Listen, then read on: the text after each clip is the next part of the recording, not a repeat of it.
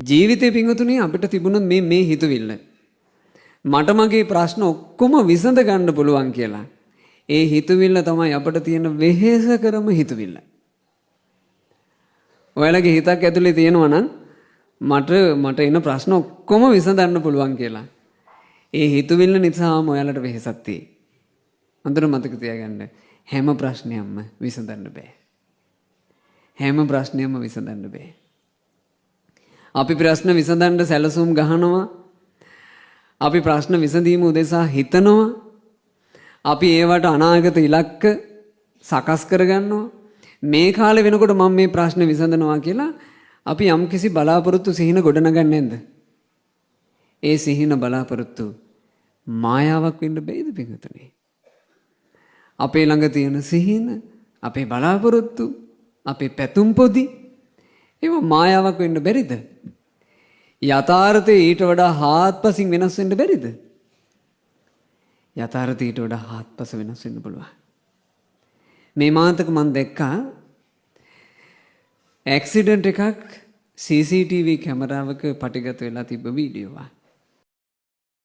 ඒක තාත්තා කෙනෙක් අවුරුදු 40ක 45ක වගේ අතේ මල්ලකුත් එල්ලගෙන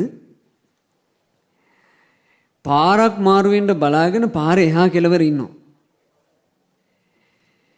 එයාට ඕමනයි පාරේ අනිත් පැත්තේ කෙළවරට පැන ගන්න. ලේන් දෙකේ පාර. වාහන අඩු වෙනකන් ඉඳලා මේ පැත්තේ වාහන අඩු වෙච්ච ගමන් ඒ තාත්තා පයින්නවා. එහා පැත්තේ ලේන් එකට යනකොටම වේගෙන් ලොරියක් එනවා. ඒ ලොරිය වැදිලා ඒ තාත්තා එතනම අන්තර වෙනවා. මම මේ වීඩියෝ දිහා බලාන කල්පනා කළා. ඒ පාර අඩි කීපයයි. ඒ අඩි කීපේ පැනගන්න යන්නේ තප්පර කීපයයි.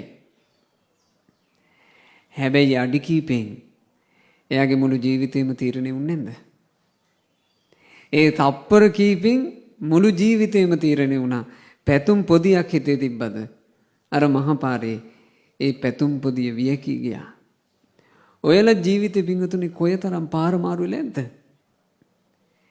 මේ අසපුවට එනකොට උනත් බස් එකෙන් බැහැලා මෙහා පැත්තට පිංගුතුන් කීවතාවක් පාර මාරු වෙලා නැද්ද? අපි පාරක් මාරු වෙන්නේ මට අනිවාර්යෙන් එහා පැත්තට යන්න පුළුවන් වෙයි කියලා හිතාගෙන.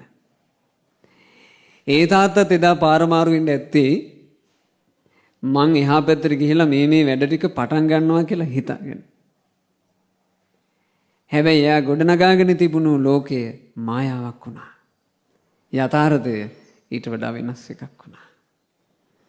පාරක් මාරු වෙනකොටත් අපේ ජීවිතයේ තියෙන පැතුම් පොදි එහෙම වෙනසිලා යන්න පුළුවන් නම් පින්වතුනේ ජීවිතේ අනිත් තැන් ගැන කවර කතාවද?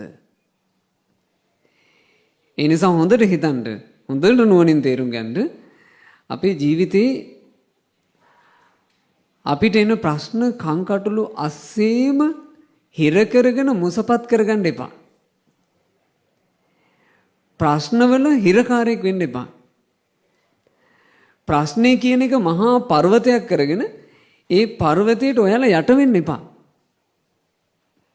ප්‍රශ්න කංකටොළු ආවට පස්සේ ඒවට විසඳුම් යොදන අතරේ පින්වතුන්ලා තමන්ගේ ගුණධර්ම ආරක්ෂා කරගන්න හිතට දැඩි අධිෂ්ඨානයක් කරගන්න.